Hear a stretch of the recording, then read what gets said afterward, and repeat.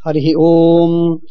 ನಿಶುಸೀತ ಗಣಪತೆ ಗಣೇಶು ತ್ವಾಮಾಹುರ್ವಿಪ್ರತಮಂ ಕವೀನಾಂ ನೃತೆ ತ್ವಕ್ರಿಯತೆ ಕಿಂಚನಾರೇ ಮಹಾಮರ್ಕಂ ಮಾಘವಂ ಚಿತ್ರಮರ್ಚ. ಅಶೇಷವಾಗ್ಜಾಡ್ಯಮಲಾಪಹಂತ್ರೀ ನಮಂ ನವಂ ಸ್ಪಷ್ಟ ಸುವಕ್ಪ್ರದಾಯಿನಿ ಮಮೇಹ ಜಿಹ್ವಾಗ್ರಸುರಂಗನರ್ತಕೀ ಭವ ಪ್ರಸನ್ನಾ ವದನೆ ಚ ಮೇ ಶ್ರೀಃ. ನೌಮಿ ನ್ಯಾಯ ಸುಧಾದಿಕೃಜ್ಜಯ ಮುನೀನ್ ಶ್ರೀಪಾದರಾಟ್ಸನ್ಮಣೀನ್ ವ್ಯಾಸಾರ್ಯಾನ್ ವಿವಿಧಾಗಮಬ್ಧಿವಿಹರಾನ್ ಶ್ರೀವಾದಿರಾಜಾನಪಿ ವಂದೇಹಂ ಸವರಾನ್ ರಘೂತ್ತಮ ಗುರೂನ್ ವೈದಗ್ಧ್ಯವಾರಾಂ ನಿಧೀನ್ ಶ್ರೀ ಸತ್ಯವ್ರತ ರಾಘವೇಂದ್ರ ಮುನಿಪಾನ್ ಸದ್ಬೋಧ ಸಧ್ಯಾನಪಾನ್ ವಿದ್ಯಾಯಂ ವಿಬುಧಾಚಾರ್ಯಂ ವೇದಜ್ಞಾನಬ್ಧಿಚಂದಿರಂ ದುರ್ಮತಧ್ವಂತಮರ್ತಂಡಂ ಸತ್ಯಧ್ಯಾನ ಮುನಿಂ ಭಜೆ. ಸತ್ಯಾಭಿಧ್ಯಕರಾಬ್ಜೋತ್ಥಾನ್ ಪಂಚಾಶದ್ವರ್ಷ ಪೂಜಕಾನ್ ಸತ್ಯ ಪ್ರಮೋದ ತೀರ್ಥಾರ್ಯಾನ್ ನೌಮಿ ನ್ಯಾಯ ಸುಧಾರತಾನ್. ಬಂಧುಸ್ತ್ವಂ ಗುರುರಿಷ್ಟದೈವತಮಿತಿ ತ್ವತ್ಪಾದ ಪಂಕೇರುಹಂ ಪ್ರಾಪ್ತಂ ಮಾಂ ಪರಿಪಾಲಯೇತ ಸತತಂ ಯಾಚೇ ನಿಬದ್ಧಾಂಜಲಿಃ. ಚಿತ್ತಂ ಮದ್ಗುಣದೋಷ ಚಿಂತನ ವಿಧೌ ನೂನಂ ಮನಂ ಮಾ ಕೃತಾಃ. ಶ್ರೀ ಸತ್ಯಾತ್ಮ ಗುರೋ ತ್ವದಂಘ್ರಿಯುಗಲಂ ಹಿತ್ವಾ ನ ಮೇ ಸದ್ಗತಿಃ. ವಿದ್ಯಾಪೀಠ ವಿಧಾತಾರಂ ವಿದ್ಯಾವಾರಿಧಿ ಚಂದಿರಂ ವಿದ್ಯಾರ್ಥಿ ವತ್ಸಲಂ ವಂದೇ ಮಹಾಮಹಿಮ ಸದ್ಗುರುಂ. ಮಹತ್ವಾದ್ ಭಾರವತ್ವಾಚ್ಚ ಮಹಾಭಾರತ ಮುಚ್ಯತೆ ನಿರುಕ್ತಮಸ್ಯ ಯೋ ವೇದ ಅಪೈಃ ಪ್ರಮುಚ್ಯತೆ. ನಮೋ ಭಗವತೆ ತಸ್ಮೈ ವ್ಯಾಸಾಯ ಅಮಿತ ತೇಜಸೆ ಯಸ್ಯ ಪ್ರಸಾದಾದ್ ವಕ್ಷ್ಯಾಮಿ ನಾರಾಯಣ ಕಥಾಮಿಮಾಂ. ಯಯಾತಿಯ ಕಥೆ ಪ್ರಾರಂಭವಾಗಿದೆ. ಯಯಾತಿಯ ಕಥೆಯಲ್ಲಿ ಎರಡು ಭಾಗ, ಆದಿಭಾಗ, ಉತ್ತರ ಭಾಗ. ಆದಿಭಾಗದಲ್ಲಿ ಅವನ ಭೋಗದ ಕಥೆ ಬಂತು. ಅದರಲ್ಲಿ ಬಹಳ ವಿಚಿತ್ರವಾಗಿ ಯಯಾತಿ ತನ್ನ ಭೋಗಕ್ಕೆ ಬೇರೆಯವರ ಯೌವನವನ್ನ ಬಲಿ ಮಾಡ್ತಾನೆ. ಬೇರೆಯವರ ಯೌವನವನ್ನ ಅಪಹಾರ ಮಾಡಿ ತಾನು ಭೋಗಿಸ್ತಾನೆ. ಈ ವಿಧವಾದಂತಹ ಭೋಗದ ಲೋಲುಪತೆಯ ಒಂದು ಪರಾಕಾಷ್ಠೆಯನ್ನ ಒಂದು ದೃಷ್ಟಿಯಿಂದ ಯಯಾತಿಯ ಜೀವನದಲ್ಲಿ ಕಾಣ್ತೇವೆ. ಆದರೆ ಅದು ಮತ್ತೆ ಶುಭಾಂತವಾಗ್ತದೆ, ಸ್ವಂತವಾಗ್ತದೆ, ಸುಖಾಂತವಾಗ್ತದೆ. ಆ ಸಂಪೂರ್ಣವಾದ ಭೋಗದ ಲಾಲಸೆಯನ್ನ ಬಿಟ್ಟು ತೊರೆದು ತಾನು ಅತ್ಯಂತ ವಿರಕ್ತನಾಗಿ ವನದಲ್ಲಿ ಕಾಡಿನೊಳಗೆ ಮೃಗಗಳ ಜೊತೆಗೆ ಇರ್ತಾನೆ. ಮೃಗಜೀವನವನ್ನು ಮಾಡ್ತಾನೆ. 30 ವರ್ಷಗಳವರೆಗೆ ನಿರಂತರವಾಗಿ ಕೇವಲ ಗಾಳಿಯನ್ನ ತಿಂದು ನೀರು ಕುಡಿದು ಬದುಕ್ತಾನೆ. 1 ವರ್ಷ ನಿರಂತರವಾಗಿ ಕೇವಲ ಗಾಳಿ, ನೀರೂ ಸೇವನೆ ಮಾಡುವುದಿಲ್ಲ. ಹೀಗೆ ಅದ್ಭುತವಾದ ರೀತಿಯಲ್ಲಿ ಅವನ ಜೀವನದಲ್ಲಿ ಮಾರ್ಪಾಡಾಗ್ತದೆ. ಆ ಮಾರ್ಪಾಡು ಆಗಿ ಅದು ಬುದ್ಧಿಪೂರ್ವಕವಾಗಿ ಮಾಡಿಕೊಂಡದ್ದು, ತನ್ನಷ್ಟಕ್ಕೆ ತಾನೇ ಆದದ್ದಲ್ಲ. ಅದನ್ನು ಯಯಾತಿ ತಾನು ಬಹಳ ಸ್ಪಷ್ಟವಾಗಿ ಘೋಷಿಸ್ತಾನೆ. ನ ಜಾತು ಕಾಮಾನಾಂ ಉಪಭೋಗೇನ ಶಮ್ಯತಿ ಭವಿಷಾ ಕೃಷ್ಣವರ್ತ್ನೇವ ಭೂಯ ಏವಾಭಿವರ್ಧತೆ.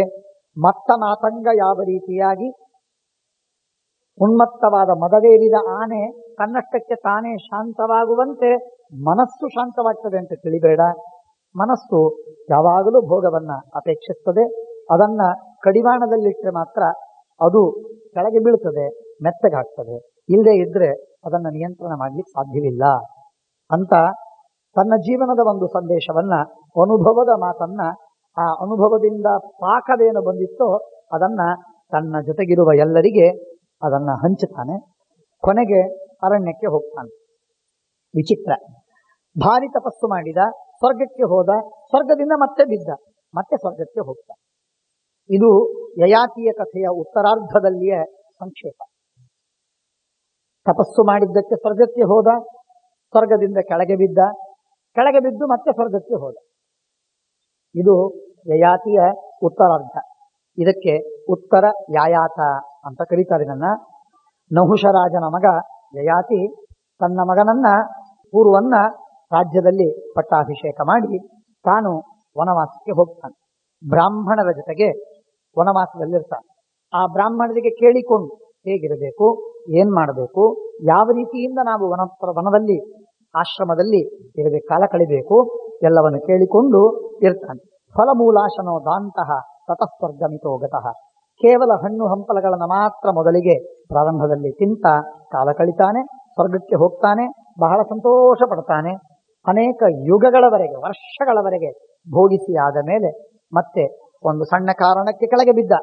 ಆದರೆ ಸುದೈವದಿಂದ ಮತ್ತೆ ಮೇಲಕ್ಕೆ ಹೋದ. ಇದೇನು ಕೆಳಗೆ ಬಿದ್ದ, ಮತ್ತೆ ಮೇಲಕ್ಕೆ ಹೋದ? ಹೇಗೆ ಹೋದ ಮೇಲೆ ಅಂದ್ರೆ ಒಂದು ಮಾತನ್ನು ಹೇಳ್ತಾರೆ, ಸಜ್ಜನರ ಸಹವಾಸವಾಯಿತು, ಹಾಗಾಗಿ ಮೇಲಕ್ಕೆ ಹೋದ. ದುರ್ವಿಚಾರ ಬಂತು, ಕೆಳಗೆ ಬಿದ್ದ. ಸಜ್ಜನರ ಸಹವಾಸವಾಯಿತು, ಮೇಲಕ್ಕೆ ಹೋದ. ಹಾಗಾಗಿ ಆ ರೀತಿಯಾಗಿ ಆಯ್ತು ಅಂತಂದಾಗ ಏನಾಯ್ತದು, ಯಾಕೆ ಹೀಗೆ ಅಂತ ಕೇಳಿದರೆ ಅದರ ವಿಸ್ತಾರವನ್ನ ಕಥೆಯನ್ನು ಹೇಳ್ತಾರೆ. ಯಯಾತೆ ಉತ್ತರಂ ಕಥಾಂ. ಪ್ರಭವ್ರಾಜ ಮೊದಲು ಸನ್ಯಾಸವನ್ನು ಸ್ವೀಕಾರ ಮಾಡಿದಂತೆ ತನ್ನ ರಾಜ್ಯವನ್ನೆಲ್ಲ ಬಿಟ್ಟ. ಯಾವ ಮೋಹವನ್ನೂ ತನ್ನ ಜೊತೆಗೆ ಕಟ್ಟಿಕೊಳ್ಳಿಲ್ಲ. ಮನುಷ್ಯ ಬಿಡೋದು ಬಿಡ್ತಾನೆ, ಆದರೆ ಮೋಹ ತನ್ನ ಮನಸ್ಸಿನಲ್ಲಿ ಕಟ್ಕೋತಾನೆ. ಆ ಮೋಹವನ್ನು ಬಿಟ್ಟು ಹೋಗುವಂತಹದ್ದು ಬಹಳ ಅಪರೂಪ. ಯಯಾತಿ ಮೋಹವನ್ನೂ ಬಿಟ್ಟು ಹೋದ. ವಿಚಿತ್ರವಾಗಿರ್ತದೆ. ನಾವೆಲ್ಲ ಬಿಟ್ಟು ಎಲ್ಲೋ ಒಂದ್ ಕಡೆಗೆ ತೀರ್ಥಕ್ಷೇತ್ರಗಳಿಗೆ ಹೋಗಿರ್ತೇವೆ, ಆದರೆ ಮನೆ ಮೇಲಿನ ಮೋಹ ಹೋಗಿರುವುದಿಲ್ಲ, ಅದು ಬಿಟ್ಟು ಬಂದಿರುವುದಿಲ್ಲ. ಅದು ನಮ್ಮ ಜೊತೆಗೆ ತೀರ್ಥಯಾತ್ರೆಗೆ ಬಂದಿರ್ತದೆ. ಹಾಗಾಗಿ ಆ ಮನೆ ಮೋಹ ಏನಿದೆ, ಆ ಮನೆಯ ಬಗ್ಗೆ ಅನೇಕ ಚಿಂತನವನ್ನ, ಅನೇಕ ವಿಚಾರಗಳನ್ನ ಮಾಡಿಸ್ತಿರ್ತದೆ. ರಾಜ್ಯವನ್ನು ಬಿಟ್ಟು ಬರೋದು ಬಹಳ ಸುಲಭ ಏನು, ಕದಾಚಿತ್ ಯಾವುದೋ ಒಂದು ಹಠದಲ್ಲಿ, ಯಾವುದೋ ಒಂದು ಜಗಳವಾದದ್ದಕ್ಕೋ, ಯಾವುದೋ ಕಾರಣಕ್ಕೆ ಮನುಷ್ಯ ರಾಜ್ಯವನ್ನ ಬಿಟ್ಟು ದೂರ ಸರಿಬಹುದು. ದೂರವಾದರೂ ಕೂಡ ಅದರ ಮೇಲಿನ ಮೋಹ ಜಿತಷಟ್ ಸಪತ್ನ ಭಾಗವತ ಹೇಳ್ತದೆ. ಹಾಗೆ ಆ ಮೋಹವನ್ನೇ ಜೊತೆಗೆ ಕಟ್ಟಿಕೊಂಡು ಹೋದರೆ ಅದರಿಂದ ಏನಾಗೋದಿದೆ, ಏನ್ ಪ್ರಯೋಜನವಿಲ್ಲ. ಆದರೆ ಇವನು ಯಯಾತಿರ್ನಾಹುಷೋ ರಾಜ ಪೂರ್ವಂ ಪುತ್ರಂ ಕನೀಯಸಂ ಪ್ರಭವ್ರಾಜವನಂ ತದಾ ಅಂತೇಶ ಸವಿನಿಕ್ಷಿಪ್ಯ ಪುತ್ರಾನ್ ಯದು ಪುರೋಗಮಾನ್ ಯದು ತುರುವಸು ದೃಶ್ಯು ಅನು. 4 ಜನ ಮಕ್ಕಳು ಹಿರಿಯರು. ಆ 4 ಜನರನ್ನ ದೂರ ದೂರ ಕಳಿಸಿಬಿಟ್ಟ. ರಾಜ್ಯದಲ್ಲಿ ಅವರನ್ನು ಇಡಲಿಲ್ಲ. ಮುಖ್ಯ ಚಕ್ರವರ್ತಿ ಪಟ್ಟವನ್ನ ಕಟ್ಟಿದ್ದು ಪೂರ್ವಿಗೆ. ಹಾಗಾಗಿ ಪೌರವ ವಂಶ ಅಂತ ಇದಕ್ಕೆ ಹೆಸರಾಯಿತು. ಫಲಮೂಲಾಶನೋ ರಾಜ ವನೇ ಸನ್ಯವಸಚ್ಛಿರಂ. ಬಹುಕಾಲದವರೆಗೆ ಸನ್ಯಾಸವನ್ನ ಮಾಡಿಬಿಟ್ಟ. ಬಹಳ ಕಾಲದವರೆಗೆ ಯಾರ ಮನೆಗೆ ಬರ್ತಾರೆ ಅಲ್ಲೊಂದು ಮನೆ ಕಟ್ಟಿಕೊಂಡ. ಆ ಮನೆಯಲ್ಲಿ ಗುಡಿಸಲಲ್ಲಿ, ಕುಟಜದಲ್ಲಿ ಯಾರು ಬರ್ತಾರೆ ಅವರನ್ನು ಚೆನ್ನಾಗಿ ಪೂಜೆ ಮಾಡೋದು. ಅತಿಥಿ ಸತ್ಕಾರ ವನಪ್ರಸ್ಥರಿಗೂ ಉಂಟು, ಅವರಿಗೂ ಇದೆ. ಅವರಿಗೂ ಬಿಡ್ಲಾರದ ಕರ್ಮ ಅದು ಮಾಡ್ಬೇಕು. ವನಪ್ರಸ್ಥನಾಗಿದ್ರು ಅವನು ಮಾಡಬೇಕು. ಅತಿಥಿನ್ ಪೂಜೆಯಾಮಾಸ ವನ್ನೇನ ಹವಿಷಾ ವಿಭು. ವನದಲ್ಲಿ ಸಿಗುವಂತಹ ಹಣ್ಣು ಹಂಪಲು ತಾನೇನ್ ತಿಂತಾನೋ ಅದನ್ನೇ ಕೊಡೋದು. ಅವ್ರು ಯಾರೋ ರಾಜರು ಅಂತ ಅನ್ನೋದಕ್ಕಾಗಿ ಇವನೇನು ಅಡಿಗೆ ಮಾಡಬೇಕಾಗಿಲ್ಲ, ಬೇಯಿಸಿ ಅವರಿಗೆ ಊಟಕ್ಕೆ ಹಾಕಬೇಕಾಗಿಲ್ಲ. ಬೇಯದ ಪದಾರ್ಥವನ್ನ ತಾನು ತಿನ್ನುವುದಾಗಿದ್ರೆ ತನ್ನ ಅತಿಥಿಗಳಿಗೂ ಅದೇ ಪದಾರ್ಥವನ್ನು ತಿನ್ನಿಸಿ ಅವರಿಗೆ ಸತ್ಕಾರ ಮಾಡಿದ್ರೆ ಚಿಂತೆ ಇಲ್ಲ, ಸಾಕು. ಹಾಗೆ ಮಾಡಿದ. ಶಿಲಂಚ ವೃತ್ತಿ ಮಾಸ್ಥಾಯ ಶೇಷಾನ್ನ ಕೃತ ಭೋಜನ ಪೂರ್ಣಂ ವರ್ಷ ಸಹಸ್ರಂಚ. ಹೀಗೆ 1000 ವರ್ಷಗಳವರೆಗೆ ಒಂದು ಗುಡಿಸಲು, ಅದರಲ್ಲಿ ಹಣ್ಣು ಹಂಪಲುಗಳನ್ನು ತಿಂದು ಅತಿಥಿಗಳ ಸತ್ಕಾರವನ್ನು ಮಾಡಿ ಜಪತಪಾದಿಗಳನ್ನು ಮಾಡ್ತಾ ಧ್ಯಾನಮಗ್ನಾಗಿ ಕಾಲ ಕಳೆದ. ಕೊನೆಗೆ 1000 ವರ್ಷ ಕಳೆದ ಮೇಲೆ ಒಂದು 30 ವರ್ಷಗಳವರೆಗೆ ಕೇವಲ ನೀರು ಕುಡಿದು 30 ವರ್ಷಗಳ ಕಾಲ ಕಳೆದ. ಎಂತ ದೀರ್ಘವಾದ ತಪಸ್ಸು ನೋಡಿ. ಒಂದು ಎಷ್ಟು ವಿಚಿತ್ರವಾಗಿದೆ, ಘೋರ. ರಾಜನಾದವನು ಯಯಾತಿ ಎಲ್ಲವನ್ನು ಭೋಗಿಸಿ ಭೋಗಕ್ಕಾಗಿ ತನ್ನನ್ನ ಸಮರ್ಪಣೆ ಮಾಡಿಕೊಂಡಂತಹ ಮನುಷ್ಯ ಇವನು. ಭೋಗಾನ ಭುಕ್ತ ವಯಮೇವ ಭುಕ್ತ ಆ ಜನ ಇವರು. ಅಂಥ ವಿಚಿತ್ರನಾದ ಮನುಷ್ಯ ಅಭಕ್ಷ ಶರದ 30 ವರ್ಷಗಳವರೆಗೆ ಅಖಂಡವಾಗಿ ತಾನು ನೀರು ಕುಡಿದು, ಏನೋ ಪಾನ ಇಲ್ಲ, ಏನೇನೋ ತಿನ್ನೋದಿಲ್ಲ, ನೀರು ಕುಡಿದು ಬದುಕಿದ. ಹಣ್ಣನ್ನು ಬಿಟ್ಟ, ಹಂಪಲನ್ನು ತಿನ್ನಲಿಲ್ಲ, ಕನ್ನಪೂಲಗಳನ್ನು ಬಿಟ್ಟ, ತಿನ್ನದೆ ನಿಯತ ವಾಂಗ್ಮನಾಹ ಮನಸ್ಸನ್ನ ಮಾತನ್ನ ಕಡಿಮೆ ಮಾಡಿ ನಿಯಂತ್ರಿಸಿ ತಾನು ಬದುಕಿದ. ತತಶ್ಚ ವಾಯುಭಕ್ಷೋಭು ಸಂವತ್ಸರ ಮತಂದ್ರಿತ. 1 ವರ್ಷದವರೆಗೆ ಕೇವಲ ಗಾಳಿ, ಶ್ವಾಸೋಚ್ಛ್ವಾಸ, ಪ್ರಾಣಾಯಾಮ, ನೀರೂ ಇಲ್ಲ. ಇಂಥ ಘೋರವಾದ ತಪಸ್ಸನ್ನು ಮಾಡಲಿಕ್ಕೆ ಸಿದ್ಧನಾದ.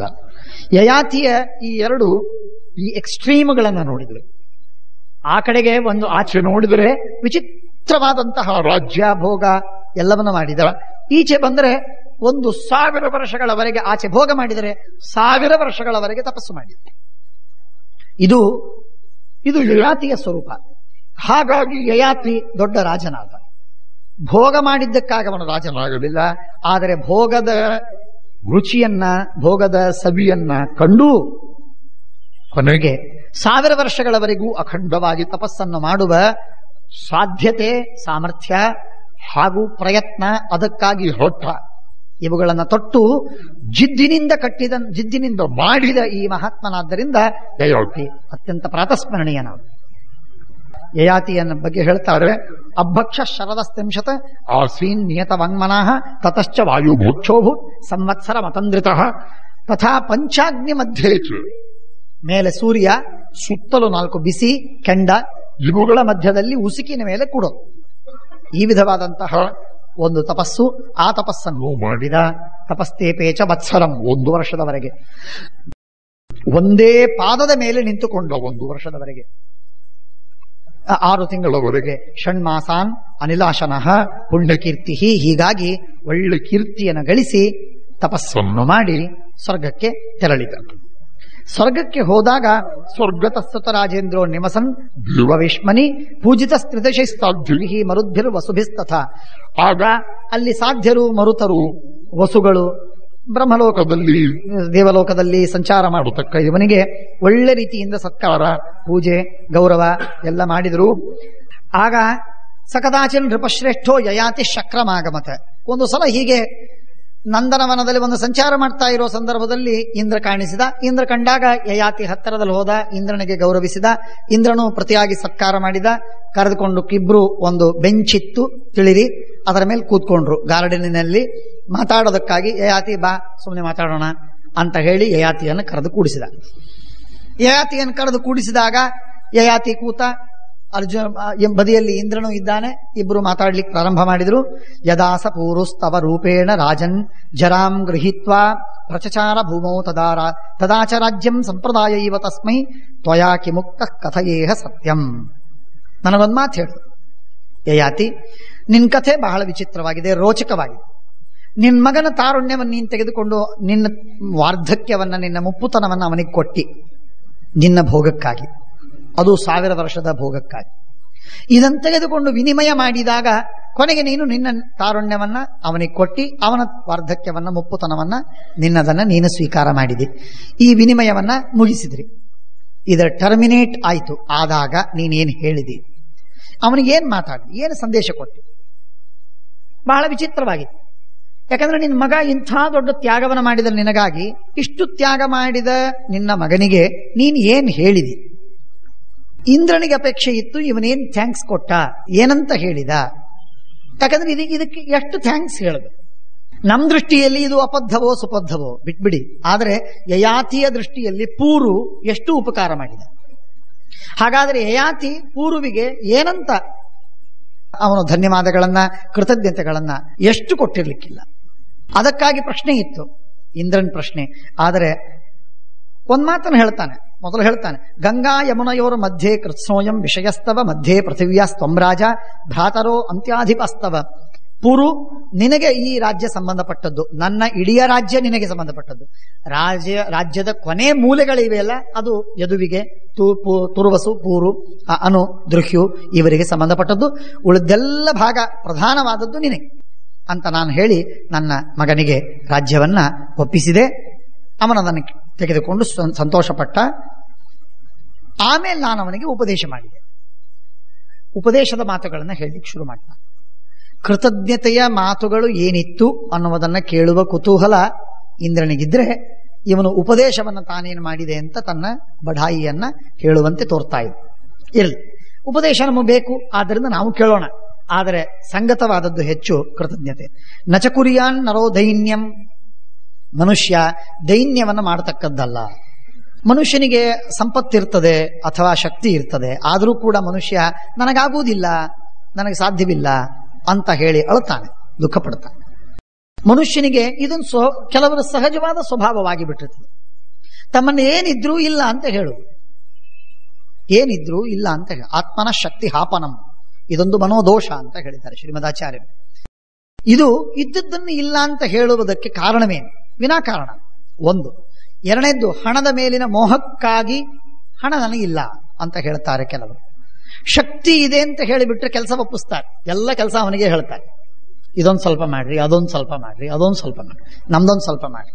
ಯಾರಾದ್ರೂ ಟಿಕೆಟ್ ತೊಗೊಂಡು ಬರ್ತಿದ್ರು ಅಂದ್ರೆ ನಮ್ದೊಂದು ಸ್ವಲ್ಪ ಟಿಕೆಟ್ ತೊಗೊಂಡು ಬರ್ರಿ, ಯಾಕೆಂದ್ರೆ ತೊಗೊಂಡು ಬರ್ತಾರೆ ಅಂತ ಹೇಳಿ ಎಲ್ಲರೂ ಅವರ ಬೆನ್ನತ್ತಾರೆ. ಅಂದ್ರೆ ನಾನು ಹೇಳೋ ತಾತ್ಪರ್ಯವೇನು, ಒಬ್ಬ ಮನುಷ್ಯ ಒಂದೇನಾದ್ರೂ ಉಪಕಾರವನ್ನು ಮಾಡ್ತಾನೆ ಅಂದ್ರೆ ಅವನ ಮೇಲೆ ಬಹಳ ಭಾರ ಬೀಳ್ತದೆ.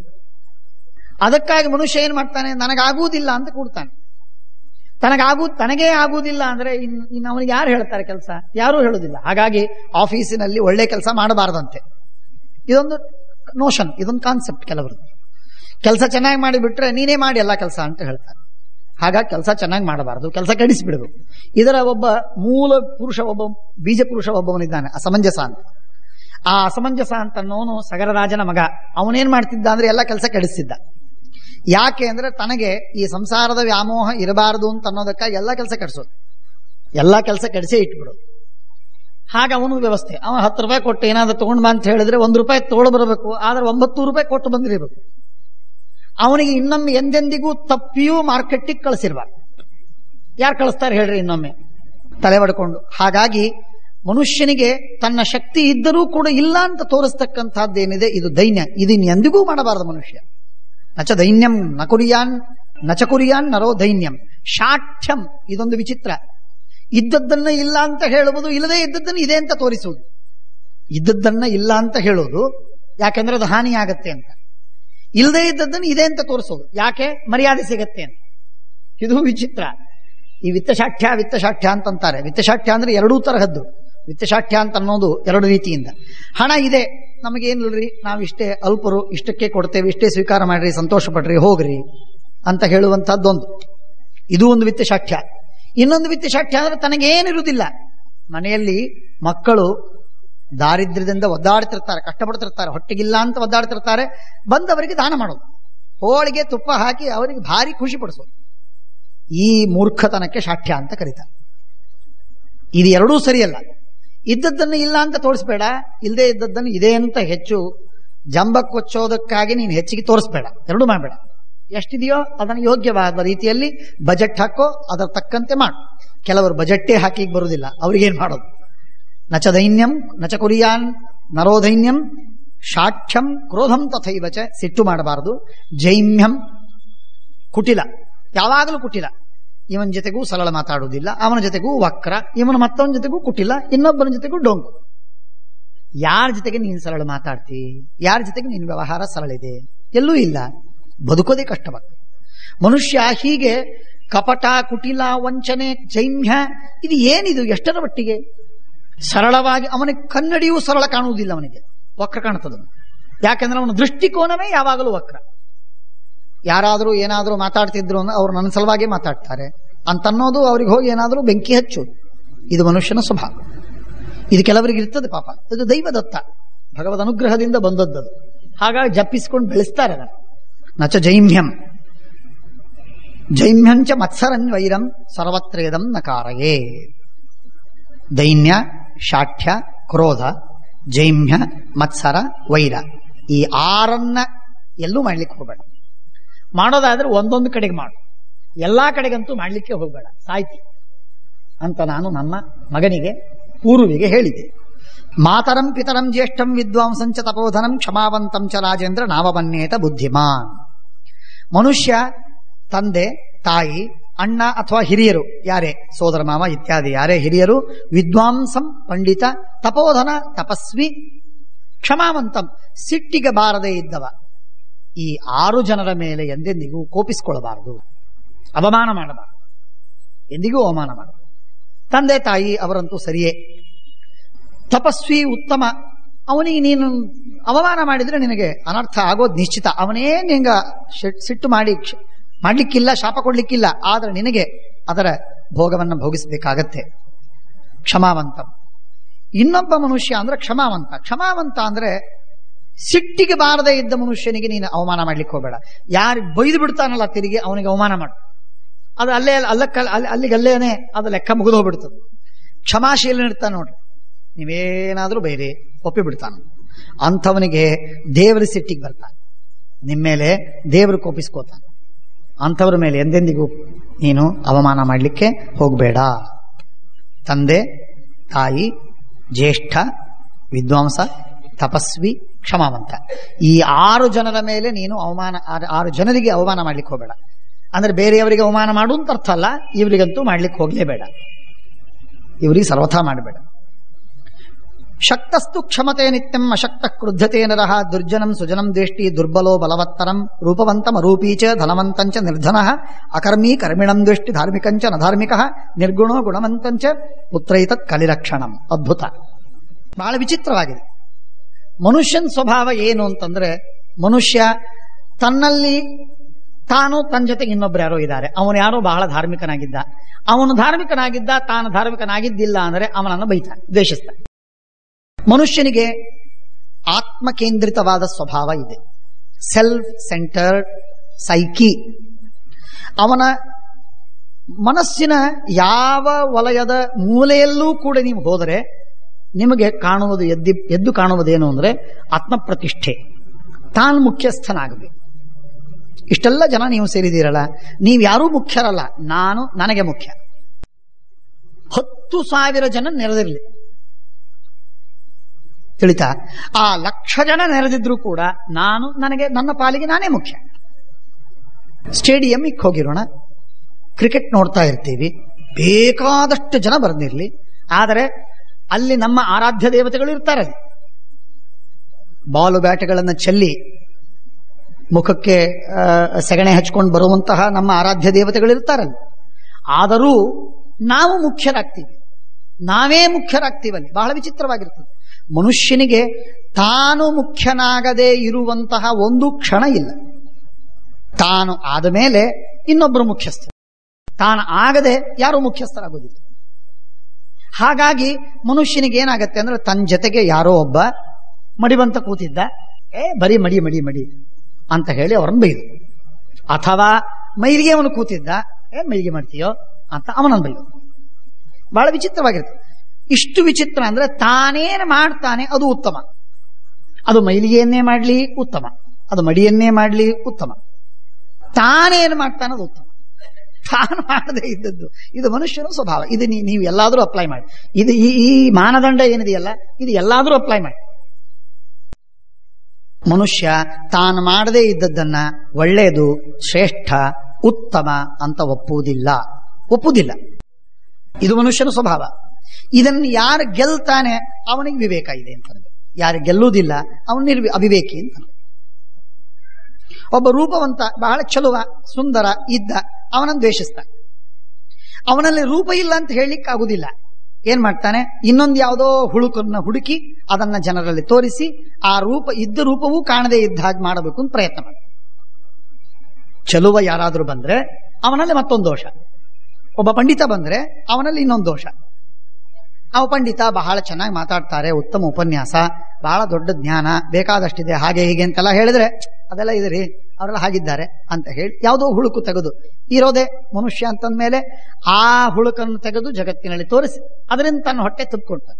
ಏನಾಗತ್ತೆ, ಏನೇನೂ ಏನಾಗುದಿಲ್ಲ, ಅವನಿಗೇನೋ ಒಂದು ತಾಮಸ ತೃಪ್ತಿ ಆಗ್ತದೆ. ಇದು ಭಾರತ, ಮಹಾಭಾರತ ಯಯಾತಿ ಹೇಳ್ತಾ ಇದ್ದಾನೆ ಎಷ್ಟು ಸುಂದರವಾಗಿ. ದುರ್ಜನ ಸುಜನಂ ದ್ವೇಷ್ಟಿ. ಒಬ್ಬ ಕೆಟ್ಟ ಮನುಷ್ಯ ಇದ್ದಾನೆ ಅಂತ ಆದರೆ, ಒಂದು ಆಫೀಸಿನಲ್ಲಿ ಒಬ್ಬ ಕೆಟ್ಟ ಮನುಷ್ಯ, ಒಬ್ಬ ಒಳ್ಳೆ ಮನುಷ್ಯ ಇದ್ರೆ ಅವನ ಕೆಟ್ಟ ಮನುಷ್ಯ ಅವನನ್ನು ದ್ವೇಷ ಮಾಡೋದು ನಿಶ್ಚಿತ. ಏನಾದ್ರೂ ಮಾಡಿ ಅವನನ್ನು ಟ್ರಾನ್ಸ್ಫರ್ ಆಗಬೇಕು, ಅಥವಾ ಅವನನ್ನು ಡಿಮೋಟ್ ಮಾಡಬೇಕು, ಅಥವಾ ಅವನನ್ನು ಹೊರಗಾಕ್ಸ್ಬೇಕು. ಇಲ್ಲ ಅವನು ನಮ್ಮ ಹಾಗೆ ದುರ್ಜನ ಆಗಬೇಕು. ನಾವು ತಗೊಳ್ತೀವಿ, ಅವನು ತಗೊಳ್ಳಿ, ನಾವು ಕುಡಿತೀವಿ, ಅವನು ಕುಡಿ, ಏನಡ್ಡಿ ಇಲ್ಲ. ನಾವೆಲ್ಲರೂ ಕುಡಿಯೋದು, ಅವನೊಬ್ಬನೇ ಕುಡಿದೆ ತಾನು ಭಾರಿ ದೊಡ್ಡ ಮನುಷ್ಯ ಅಂತ ಹೇಳೋದು, ಇದೆಲ್ಲ ನಡೆಯೋದಿಲ್ಲ. ಹೀಗೆ ಮನುಷ್ಯನಿಗೆ ದುರ್ಜನ ಸುಜನಂ ದ್ವೇಷ್ಟಿ.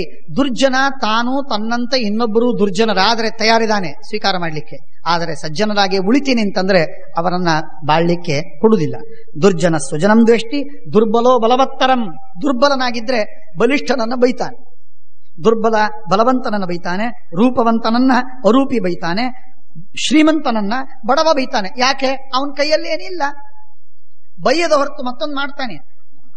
ಯಾರೋ ಒಬ್ಬ ಶ್ರೀಮಂತ, ಅವನು ಶ್ರೀಮಂತ ಗೊತ್ತದ ಬಿಡ್ರಿ, ಅವನೆಲ್ಲ ಹಿಂಗೆಲ್ಲ ಮಾಡಿ ಮೋಸ ಮಾಡಿ ಇನ್ನೊಬ್ಬರಿಗೆಲ್ಲ ಮಾಡಿ ಅವನ ಸಂಪಾದನೆ ಮಾಡ್ಯಾನ. ಅವನು ಹೇಗೆ ಸಂಪಾದನೆ ಮಾಡಿದ್ದಾರೆ ನಿನಗೆ ಯಾರು ಕೇಳ್ಯಾರೇನು? ಇಲ್ಲ. ಯಾಕೆ ಹೇಳ್ತಿ ಹಾಗಾದ್ರೆ? ಸಹನೆ ಆಗುದಿಲ್ಲ ಕೇಳ್ತಿ. ಇಷ್ಟು ಸ್ಪಷ್ಟ. ಯಾರೇ ಯಾರನ್ನೇ ಟೀಕೆ ಮಾಡ್ತಾರೆ, ಬೈತಾರೆ ಅಂತಂದ್ರೆ ಅದಕ್ಕೆ ಕಾರಣ ಮತ್ತೊಂದೇನಿಲ್ಲ, ಅವನ ತಾಮಸ ತೃಪ್ತಿ, ಆ ತಾಮಸ ಅಗ್ನಿ ಅದು ಉರಿತಾ ಇದೆ ಹೊಟ್ಟೆಯಲ್ಲಿ, ಅದಕ್ಕೆ ಕಿಚ್ಚು ಅಂತ ಕರಿತೀವಿ ನಾವು. ಹಾಗಾಗಿ ಮನುಷ್ಯ ಇನ್ನೊಬ್ಬರನ್ನ ಟೀಕೆ ಮಾಡ್ತಾನೆ, ಇನ್ನೊಬ್ಬರನ್ನ ಬೈತಾನೆ, ಇನ್ನೊಬ್ಬರನ್ನ ದೂಷಿಸ್ತಾನೆ. ಅಷ್ಟರಲ್ಲಿ ಅವನಿಗೇನೋ ಒಂದು ಸಮಾಧಾನ, ಒಂದು ತೃಪ್ತಿ. ಇನ್ನೊಬ್ಬರನ್ನ ಬೈಯೋದರಿಂದ ತಾನು ದೊಡ್ಡವನಾಗ್ತೇನೆ ಅಂತ ತಿಳ್ಕೊಂಡಿದ್ದಾನೆ. ಮಹಾಭಾರತದಲ್ಲಿ ಬರ್ತದೆ, ಇನ್ನೊಬ್ಬರನ್ನ ಬೈಯೋದರಿಂದ ಎಂದೆಂದಿಗೂ ಯಾವ ವ್ಯಕ್ತಿ ದೊಡ್ಡವನಾಗುವುದಿಲ್ಲ, ಆಗಬೇಕು ಅಂತ ಅಪೇಕ್ಷೆ ಪಡಬಾರದು. ಆದರೆ ಮನುಷ್ಯನಿಗೆ ಸನ್ಮಾರ್ಗದಿಂದ ದೊಡ್ಡವನಾಗಲಿಕ್ಕಾಗದೇ ಇದ್ದಾಗ ಇದು ಒಂದೇ ಒಂದು ಉಪಾಯ ತೆಗೆದಿದೆ.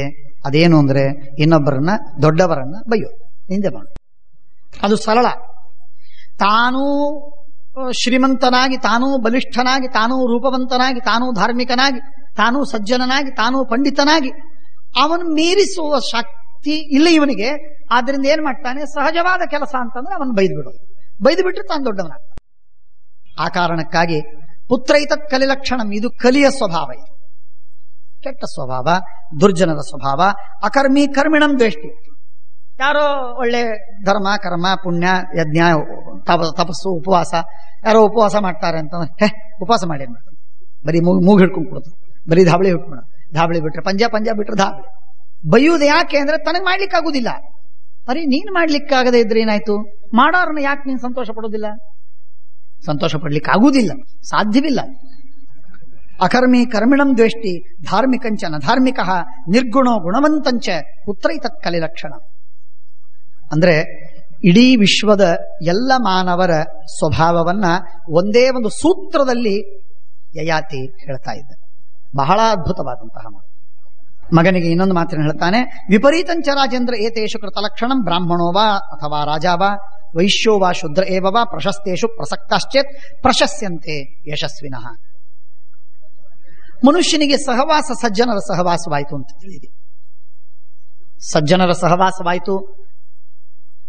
ಸಹವಾಸ ಅಂತನೋ ಶಬ್ದಕ್ಕೆ ಸಂಘ ಅಂತನೋ ಶಬ್ದ ಏನಿದೆ ಬಹಳ ಸುಂದರವಾದ ಶಬ್ದ. ಸಹವಾಸ ಅಂತನೋ ಶಬ್ದ ಜೊತೆಗಿರೋದು. ಜೊತೆಗಿದ್ದ ಮಾತ್ರ ಬಹಳ ಪರಿಣಾಮ ಆಗುವುದಿಲ್ಲ, ಸಂಘ ಇದ್ರೆ ಉತ್ತಮ. ಸಂಘ ಅನ್ನುವ ಶಬ್ದಕ್ಕೆ ಸಂಘಸ್ತು ಗುಣ ಸಂಪ್ರೀತಿ ಗುಣವತ್ವೇ ಅತಿ ನಿಶ್ಚಯ ಶ್ರೀಮದಾಚಾರ್ಯರು ಹೇಳ್ತಾರೆ. ಸಂಘ ಅಂತನ್ನುವ ಶಬ್ದಕ್ಕೆ ಅವನ ಗುಣವಂತಿಕೆಯಲ್ಲಿ ನಮಗೆ ನಿಶ್ಚಯವಿದ್ದದ್ದಕ್ಕಾಗಿ ನಮಗೇನೊಂದು ಪ್ರೀತಿ ಇದೆ, ಅವನ ಗುಣಗಳ ಬಗ್ಗೆ ನಮಗೇನೊಂದು ಆಧಾರವಿದೆ. ಆ ಆಧಾರಕ್ಕೆ ಸಂಘ ಅಂತ ಕರೀತಾರೆ. ಆ ಸಂಘವಿದ್ರೆ ಏನಾಗತ್ತೆ ಅಂದ್ರೆ ಅವನಲ್ಲಿರುವ ಗುಣದ ಬಗ್ಗೆ ನಮಗೆ ಪ್ರೀತಿ ಇದ್ದಾಗ ಆ ಗುಣವನ್ನ ನಾವು ಗಳಿಸಬೇಕು ಅಂತನ್ನುವುದಕ್ಕಾಗಿ ಸಬ್ ಕಾನ್ಷಿಯಸ್ ಮೈಂಡಿನಲ್ಲೇನೆ ಹಾಗೆ ಸೆಟ್ ಆಗಿಬಿಡುತ್ತದೆ. ಅದರಂತೆ ನಾನು ಅನುಕರಿಸಬೇಕು ಅಂತಾಗಿಬಿಡುತ್ತೆ. ಅದರ ಬಗ್ಗೆ ನಮಗೆ ದ್ವೇಷ ಇದೆ, ತಾತ್ಸಾರವಿದೆ, ಅದರಂತೆ ಅನುಕರಣ ಮಾಡುವುದಿಲ್ಲ. ಪ್ರತ್ಯುತ ಅದಕ್ಕೆ ವಿರುದ್ಧವಾಗಿ ತೀರ ವಿರುದ್ಧವಾದ ದಾರಿಯನ್ನು ಹಿಡಿತೀವಿ ನಾವು. ಯಾವುದೇ ಕಾರಣಕ್ಕೆ ಅಟ್ ಎನಿ ಗಿವನ್ ಮೊಮೆಂಟ್ ನಮಗೇನಾದ್ರೂ ಅವನ ವ್ಯಕ್ತಿಯ ಆ ದುರ್ಜನನ ಗುಣಗಳ ಬಗ್ಗೆ ಅಥವಾ ಆ ದೋಷದ ಬಗ್ಗೆ ನಮಗೆ ಮೋಹ ಆಧಾರ ಹುಟ್ಟಿಬಿಟ್ರೆ ಮಾತ್ರ ಬಹಳ ದೊಡ್ಡ ಅನರ್ಥ. ಯಾಕೆ, ಆ ದುರ್ಜನನ ದೋಷದ ಬಗ್ಗೆ ನಮಗೆ ಆಧಾರ ಹುಟ್ಟಿತು. ಆಧಾರ ಹುಟ್ಟಿತಾಯ್ತಾದ್ರೆ ನಮ್ಮ ಮನಸ್ಸು ಅವನ ಬೆನ್ನತ್ತಿ ಹೋಯಿತು. ಯಾವ ಕಾರಣಕ್ಕೂ ಅದ್ಯಾವುದೋ ಹಾಡಿದೆಯಲ್ಲ, ಎನಗೂ ಆಣೆ ರಂಗ ನಿನಗೂ ಆಣೆ, ಶಿಷ್ಟರ ಸಂಗವ ಮಾಡದಿದ್ದರೆ ಎನಗೆ ಆಣೆ ರಂಗ, ದುಷ್ಟರ ಸಂಗವ ಬಿಡಿಸದಿದ್ದರೆ ನಿನಗೆ ಆಣೆ. ಬಹಳ ವಿಚಿತ್ರವಾದಂಥದ್ದು. ಸಜ್ಜನರ ಸಹವಾಸವನ್ನ ಪ್ರಯತ್ನದಿಂದ ನಾನು ಮಾಡ್ಕೋಬೇಕು, ಎಲ್ಲೋ ಇದ್ದಾರೆ ಹೋಗಿ ಮಾಡ್ಕೋತೀನಿ. ಆದರೆ ದುರ್ಜನರು ನಮ್ಮ ಹತ್ರ ಬರ್ತಾರೆ, ಅವರನ್ನು ದೂರ ಅಟ್ಲಿಕ್ಕಾಗುವುದಿಲ್ಲ. ಆಗ ನಾನೇನ್ ಮಾಡ್ಲಿ, ನನ್ನ ಕೈಯಲ್ಲಿಲ್ಲ. ಸ್ವಾಮಿ ನೀನ್ ಅದನ್ನು ಪರಿಹಾರ ಮಾಡಿ. ಮನುಷ್ಯ ನ್ಯೂಟ್ರಲ್ ಆಗಿ ಇರೋದು ಬಹಳ ಕಷ್ಟ. ಹಾಗಾಗಿ ಅವನು ಸಾತ್ವಿಕನಾಗ್ತಾನೆ, ಇಲ್ಲದೆ ಇದ್ರೆ ತಾಮಸನಾಗ್ತಾನೆ. ಆ ರಾಜಸ ತಾಮಸ ಜನರ ಸಹವಾಸ ಸಿಕ್ಕಿಬಿಟ್ರೆ ರಾಜಸ ತಾಮಸನಾಗ್ತಾನೆ. ಅದಾಗಬಾರದು ಅಂತಾದ್ರೆ ಅವರನ್ನ ಹೇಗಾದ್ರೂ ಮಾಡಿ ದೂರ ಇಡು. ಆ ಜನರ ಹತ್ತಿರ ಬಾರದೆ ಇದ್ದಂತೆ ಏನಾದ್ರೂ ಮಾಡಿ ದೂರ ಇಡು. ಮತ್ತು ಜೊತೆಗೆ ಅವರ ದೂರ ಇರಲಿ ಹತ್ರ ಇರಲಿ, ಅವರ ಗುಣಗಳನ್ನ ಎಂದೆಂದಿಗೂ ಮೆಚ್ಚಿಕೊಳ್ಳಬಾರದು. ಯಾವ ದುರ್ಜನರ ಗುಣಗಳನ್ನು ಅಥವಾ ದೋಷಗಳನ್ನು ಮೆಚ್ಚಿಕೊಳ್ಳಬಾರದು. ಯಾವ ದುರ್ಜನರ ಗುಣಗಳನ್ನಾಗಲಿ ದೋಷಗಳನ್ನಾಗಲಿ ಅವರಲ್ಲಿರುವಂತಹ ಯಾವುದೇ ಒಂದು ಧರ್ಮ ನಾವು ಮೆಚ್ಚಿಕೊಂಡ್ರೆ ಮುಗಿದೋಯ್ತು, ನಾವು ಹಾಳ. ಹಾಗಾಗಿ ಅವರಲ್ಲಿರುವ ಯಾವುದನ್ನು ನಾವು ಮೆಚ್ಚಿಕೊಳ್ಳದೇ ಇದ್ರೆ ನಮಗೇನ್ ಚಿಂತೆ ಇಲ್ಲ. ಆದ್ರೇನಾಗತ್ತೆ, ಬಹಳ ದಿನ ಜೊತೆಗೆ ಇದ್ದು ಮೊದಲು ದ್ವೇಷ ಮಾಡುವ ಮನುಷ್ಯ ಮುಂದೆ ಅವರ ಗುಣಗಳನ್ನು ಮೆಚ್ಚಿಕೊಳ್ಳಿಕ್ಕೆ ಶುರು ಮಾಡಿಬಿಡ್ತಾನೆ. ಇದು ಆಗ್ತದೆ. ಆದ್ರಿಂದ ಸಹವಾಸವೂ ಇರಬಾರದು, ಸಂಘವಂತೂ ಇರಲೇಬಾರದು. ಇದೆರಡನ್ನ ಪರಿಹಾರ ಮಾಡಿಕೊಂಡವ ಸುಖಿ, ನಿಜವಾಗಿಯೂ ಸುಖಿ, ಏನ್ ಕಷ್ಟ ಇಲ್ಲ. ನಾವು ಒಳ್ಳೆಯವರಾಗದೇ ಇದ್ರೆ ಚಿಂತೆ ಇಲ್ಲ. ಒಬ್ರು ಹಿರಿಯ ಪಂಡಿತರು, ಒಬ್ಬರು ದೊಡ್ಡ ಪಂಡಿತರು ನನಗೆ ಹೇಳ್ತಾ ಇದ್ರು, ಸುಮಾರು 8-10 ವರ್ಷಗಳ ಹಿಂದೆ. ಅವರು ಹೇಳ್ತಾ ಇದ್ರು, ನಾವು ಮಹಾಜ್ಞಾನಿಗಳಿಗೆ, ಸತ್ಯಪ್ರಮೋದ ತೀರ್ಥ ಶ್ರೀಪಾದಂಗಳ ವಿಷಯದಲ್ಲಿ ಹೇಳ್ತಾ ಇದ್ರು, ನಾವು ಮಹಾಜ್ಞಾನಿಗಳಿಗೆ, ಮಹಾಸ್ವಾಮಿಗಳಿಗೆ ನಾವು ಪ್ರಿಯರಾಗಬೇಕು, ಬೇಕಾದವರಾಗಬೇಕು, ಆತ್ಮೀಯರಾಗದೇ ಇದ್ರೆ ಚಿಂತೆ ಇಲ್ಲ. ಅವರು ನಮ್ಮನ್ನು ದ್ವೇಷ ಮಾಡುವಂತಾಗಬಾರದು. ಕನಿಷ್ಠ ಪಕ್ಷಕ್ಕೆ ಅವರು ಇವನು ಮೂರ್ಖ, ಇವನು ಅವಿವೇಕಿ ಅಂತ ದೂರ ಇಡುವಂತಾಗಬಾರದು. ಆದ್ದರಿಂದ ಮನುಷ್ಯನಲ್ಲಿ ಒಳ್ಳೆ ಗುಣಗಳನ್ನು ಸಂಪಾದನೆ ಮಾಡ್ಲಿಕ್ಕೆ ಸಾಧ್ಯವಿದ್ರೆ ಸಂಪಾದನೆ ಮಾಡಲಿ, ಇಲ್ಲದೆ ಇದ್ರೆ ಕಟ್ಟಿಗೆ ಕೊಡ್ಡು ಬಿದ್ದಾಗಿ ಬಿದ್ದಿರಲಿ, ಕಲ್ಲು ಬಿದ್ದಾಗಿ ಬಿದ್ದಿರಲಿ. ಯಾವಾಗ ಶಿಲ್ಪಿ ಬರ್ತಾನೆ ಒಳ್ಳೆ ಪ್ರತಿಮೆ ಮಾಡಿ ಅದನ್ನ ಉದ್ಧಾರ ಮಾಡ್ತಾನೆ. ಆದರೆ ಏನೋ ಹೊಲಸು ಪ್ರತಿಮೆಯಾಗಿ ಹಾಳಾಗಿ ಆಗಬಾರ್ದು. ಆ ಕಟ್ಟಿಗೆ ತಗೊಂಡು ಹೋಗಿ ಆ ಕುರಿ ಕಡಿಯೋ ಒಂದು ಪದಾರ್ಥ ಕೆಳಗೆ ಅದನ್ನ ಆಸನ ಮಾಡಿರ್ತಾರಲ್ಲ, ಅಂಥದ್ರೊಳಗೆ ನಾವಾಗಿ ಬಿಟ್ರೆ ಹಾಳಾಯ್ತು. ನಮ್ಮ ಜೀವನದೊಳಗೆ ನಾವು ಒಳ್ಳೆಯವರಾದರೆ ಸಂತೋಷ, ಒಳ್ಳೆಯವರಾಗದೇ ಇದ್ರೆ ಏನೂ ಬೇಡ, ನಮ್ಮಷ್ಟಕ್ಕೆ ನಾವಿರೋಣ, ಕಾಲ ಕಾಯ್ತಾ ಇರೋಣ. ಅರಿತು ಸುಮ್ಮನಿರುವುದೇ ಲೇಸು, ಸುಮ್ಮನಿರೋಣ. ಯಾವಾಗ ಒಳ್ಳೆ ಸಜ್ಜನರ ಸಹವಾಸವಾಗತ್ತೋ ಆಗ ಉದ್ಧಾರವಾಗ್ತದೆ. ಆದ್ದರಿಂದ ಪ್ರಶಸ್ತೇಷು ಪ್ರಸಕ್ತಾಶ್ಚೇತ್ ಪ್ರಶಸ್ಯಂತೆ ಯಶಸ್ವಿನಃ ತಸ್ಮಾತ್ ಪ್ರಶಸ್ತೆ ರಾಜೇಂದ್ರ ನರಃ ಸಕ್ತ ಮನಾಭವೆ. ಹಾಗಾಗಿ ಪ್ರಶಸ್ತವಾದ ಶಾಸ್ತ್ರಗಳಿಂದ ಯಾವುದು ಶಸ್ತ, ಪೂಜಿತ, ಅರ್ಚಿತ, ಯೋಗ್ಯ, ಶ್ರೇಷ್ಠ ಎಂದು ಹೇಳಲ್ಪಟ್ಟಿದೆಯೋ ಅಂಥ ಕರ್ಮಗಳ, ಅಂಥ ವ್ಯಕ್ತಿಗಳ, ಅಂಥ ಶಾಸ್ತ್ರಗಳ, ಅಂಥ ವಸ್ತುಗಳ, ಪದಾರ್ಥಗಳ ಸಂಪರ್ಕದಲ್ಲಿ ನಾವು ಬರೋಣ. ಅವುಗಳ ಬಗ್ಗೆ ಪ್ರೀತಿಯನ್ನು ಗಳಿಸೋಣ. ಅದನ್ನು ಹೆಚ್ಚಾಗಿ ಮಾಡಿ ಅವುಗಳ ಪ್ರೇಮವನ್ನು ಗಳಿಸಿ ಗುಣವಂತರಾಗೋಣ. ಅಲೋಕಜ್ಞಾಹ್ಯ ಪ್ರಶಸ್ತಾಃ ಭ್ರಾತರಸ್ತೇಹ್ಯ ಬುದ್ಧಯಃ ಅಂತ್ಯಾಧಿಪತಯಃ ಸರ್ವೇ ಹ್ಯಭವನ್ ಗುರುಶಾಸನ. ಇಂದ್ರ ಕೇಳಿದ, ತ್ವಂ ಹಿ ಧರ್ಮವಿದೋ ರಾಜನ್ ಕಥಸೆ ಧರ್ಮಮುತ್ತಮಂ ಕಥಯಸ್ವ ಪುನರ್ಮಿದ್ಯ ಲೋಕವೃತ್ತಾಂತಮುತ್ತಮಂ. ಓಹೋ, ಅಂತೂ ಬಹಳ ಚೆನ್ನಾಗಿ ಮಾತಾಡ್ತಿ ಯಯಾತಿ, ಬಹಳ ಸೊಗಸಾಗಿ ಮಾತಾಡ್ತಿ. ನಿನ್ನನ್ನು ಮಾತಾಡಿಸ್ಲಿಕ್ಕೆ ಹಚ್ಚಿದ್ರೆ ಯು ಕ್ಯಾನ್ ಜಸ್ಟ್ ಎಂಗೇಜಸ್ ಅಲ್ಲ, ಪ್ರೀತಿಯಿಂದ ನೀನು ಮಾತಾಡ್ತಾ ಇರುವ ಮಾತುಗಳನ್ನು ಕೇಳ್ತಾ ಇರಬೇಕು ಅಂತ ಅನಿಸ್ತದೆ, ಸಂತೋಷವಾಗಿ. ಇನ್ನೊಂದು ಸ್ವಲ್ಪ ಮಾತಾಡು, ಲೋಕವೃತ್ತ ಅಂತ ಹೇಳು, ಜಗತ್ತಿನಲ್ಲಿ ಏನಿದೆ ಹೇಳೋಣ. ಆಗ ಯಯಾತಿ ಹೇಳ್ತಾನೆ, ಏನ್ ಹೇಳಿ, ನಾನು ಒಂದು ಮಾತು ಹೇಳ್ತೀನಿ, ನಾನು ಯಾರು ಉತ್ತಮರು ಯಾರಲ್ಲ 2 ಮಾತನ್ನು ಹೇಳಿಬಿಡ್ತೀನಿ. ಅಕ್ರೋಧನ ಕ್ರೋಧನೆಭ್ಯೋ ವಿಶಿಷ್ಟ. ಕೋಪಿಸಿಕೊಳ್ಳುವ ಮನುಷ್ಯ ಕೋಪವಿಲ್ಲದ ಮನುಷ್ಯನಿಗಿಂತ ಬಹಳ ಅಧಮ. ಕೋಪಿಸಿಕೊಳ್ಳದ ಮನುಷ್ಯ ಕೋಪಿಸಿಕೊಳ್ಳುವ ಮನುಷ್ಯನಿಗಿಂತಲೂ ಬಹಳ ಉತ್ತಮ. ಕೋಪವಿಲ್ಲದವ ಉತ್ತಮ, ಕೋಪ ಬರುವವ ಕೋಪಿಷ್ಠ, ಅವನು ನೀಚ, ಅವಿವೇಕಿ. ಅಕ್ರೋಧನ ಕ್ರೋಧನೆಭ್ಯೋ ವಿಶಿಷ್ಟ ತಥಾ ತಿತಿಕ್ಷು ಅತಿತಿಕ್ಷೋರು ವಿಶಿಷ್ಟ. ಸಹಿಸುವವ ಸಹಿಸಲಾರದ ಮನುಷ್ಯನಿಗಿಂತ ಬಹಳ ಪಟ್ಟು ಹೆಚ್ಚು, ಅತ್ಯುತ್ತಮ. ಅಮಾನುಷೇಭ್ಯೋ ಮಾನುಷಶ್ಚ ಪ್ರಧಾನಾಃ ವಿದ್ವಾಂಸ ತಥೈವ ಅವಿದುಷ ಪ್ರಧಾನಃ. ವಿದ್ವಾಂಸ ಅವಿದ್ವಾಂಸರಿಗಿಂತ ಬಹಳ ಮೇಲೆ. ಆಕೃಷ್ಯಮಾನೋ ನಾಕ್ರೋಶೇತ್ ಮನ್ಯುರೇವ ತಿತಿಕ್ಷತಃ ಆಕ್ರೋಷ್ಟಾರಂ ನಿರ್ದಹತಿ ಸುಕೃತಂ ಚಾಸ್ಯ ವಿಂದತಿ. ಒಬ್ಬ ಕೋಪಿಸಿಕೊಂಡು ನಮ್ಮ ಮೇಲೆ ಬೈತಾನೆ, ದೂಷಣೆ ಮಾಡ್ತಾನೆ, ನಿಂದೆ ಮಾಡ್ತಾನೆ, ಆಕ್ರೋಶ ಮಾಡ್ತಾನೆ. ಮಾಡ್ತಾ ಇರುವಾಗ ಸಹಜವಾದ ರಿಯಾಕ್ಷನ್ ಏನು? ನಾವು ಆಕ್ರೋಶ ಮಾಡಿಬಿಡ್ತೇವೆ. ಯಯಾತಿ ಅಂತಾನೆ, ನೀನು ಆಕ್ರೋಶ ಮಾಡಬೇಡ, ಆಕ್ರೋಶ ಮಾಡಬೇಡ, ನೀನು ಸುಮ್ಮನಿರು. ಆಕೃಷ್ಯಮಾನೋ ನಾಕ್ರೋಶೇತ್ ಮನ್ಯುರೇವ ತಿತಿಕ್ಷತಃ ಆಕ್ರೋಷ್ಟಾರಂ ನಿರ್ದಹತಿ. ನೀನು ಸಹನೆ ಮಾಡ್ತೀಯಲ್ಲ, ಆಗ ಆ ಸಹನೆ ಮಾಡಿದಾಗ ಏನೇನು ಎಷ್ಟೆಷ್ಟು ಸಹನೆ ಮಾಡ್ತಾ ಹೋಗ್ತೀಯೋ ಅಷ್ಟಷ್ಟು ನಿನ್ನ ಸಹನೆ ಅವನ ಪುಣ್ಯವನ್ನೆಲ್ಲ ನಿನಗೆ ತಂದು ಬಿಡ್ತದೆ. ಅವನೇನೇನು ಪುಣ್ಯ ಮಾಡಿದ್ದಾನೆ ಆ ಪುಣ್ಯವಂತ ಆಕ್ರೋಶ ಮಾಡ್ತಾ ಇರುವಾಗ ಆ ಪುಣ್ಯವಂತನ ಪುಣ್ಯವೆಲ್ಲ ನಿನ್ನ ಹೆಸರಿಗೆ ಬಂದು ಬಿಡ್ತದೆ, ನಿನ್ನ ಅಕೌಂಟಿನಲ್ಲಿ ಜಮಾ. ಸಹನೆ ಮಾಡು. ಸುಮ್ಮನೆ ಅವನೇನಾದ್ರೂ ಬೈ,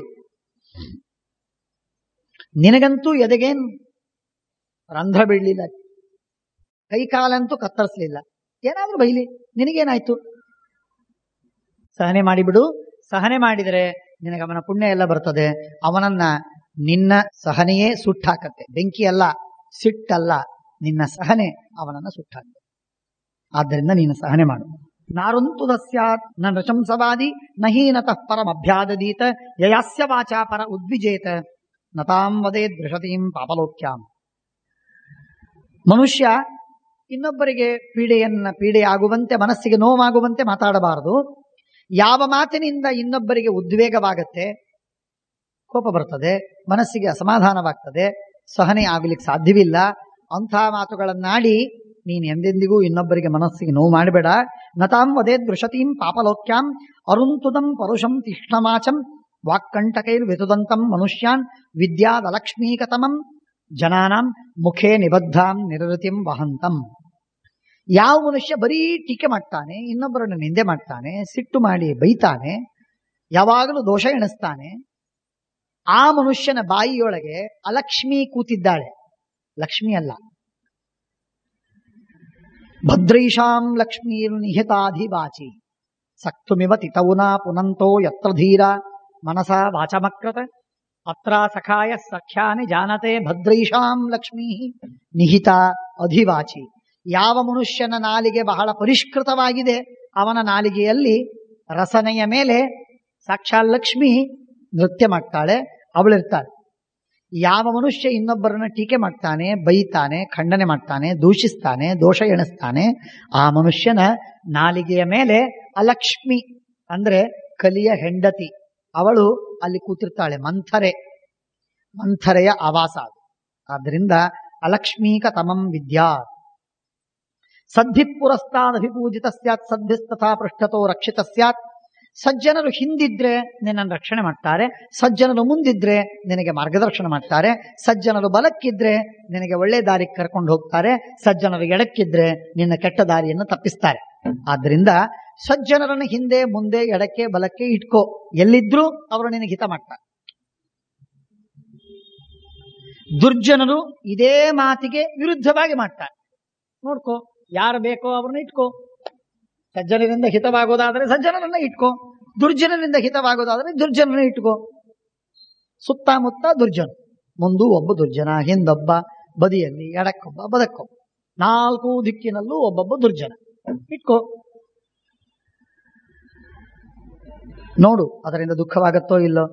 ಆದ್ದರಿಂದ ಸದ್ಭಿತ್ ಪುರಸ್ತಾದ ವಿಪೂಜಿತ ಸ್ಯಾತ್ ಸದ್ಭಿಸ್ತಥಾ ಪೃಷ್ಠತೋ ರಕ್ಷಿತ ಸ್ಯಾತ್ ಸದಾ ಸತಾಂ ಅತಿವಾದಂ ಸ್ಥಿತಿಕ್ಷೇತ್ ಸತಾಂ ವೃತ್ತಂ ಚಾದದಿ ತಾರ್ಯವೃತ್ತ. ಯಾರಾದರೂ ಸಜ್ಜನರು ನಮ್ಮನ್ನೇನಾದರೂ ಬೈದ್ರೆ, ನಿಂದೆ ಮಾಡಿದ್ರೆ, ಖಂಡನೆ ಮಾಡಿದ್ರೆ, ತಪ್ಪು ಮಾಡಿದೆ ಅಂತ ಹೇಳಿದ್ರೆ ಅದನ್ನು ನೀನು ಆ ಅತಿವಾದಗಳನ್ನು ಸಹನೆ ಮಾಡಿಬಿಡು. ಅವರೇನೋ ಅಂದ್ರು ಅಂತ ಅನ್ನೋದಕ್ಕಾಗಿ ತಿರುಗಿ ಉತ್ತರ ಕೊಡೋದಕ್ಕೆ ಹೋಗಬೇಡ, ಏನೋ ಉತ್ತರ ಕೊಡಬೇಡ. ಅವರು ನೀನು ಒಳ್ಳೆಯದಕ್ಕಾಗಿ ಹೇಳಿರ್ತಾರೆ, ನಿನ್ನ ಹಿತೈಷಿಗಳು ಸಜ್ಜನರು. ಹಾಗಾಗಿ ಸದಾ ಸತಾಂ ಅತಿವಾದಂ ತಿತಿಕ್ಷೆ, ಸಹನೆ ಮಾಡಿಬಿಡು, ಸ್ವೀಕಾರ ಮಾಡು. ಅವರು ಉಪದೇಶ ಮಾಡಿದ ಮಾತನ್ನ ಒಪ್ಪಿಬಿಡು.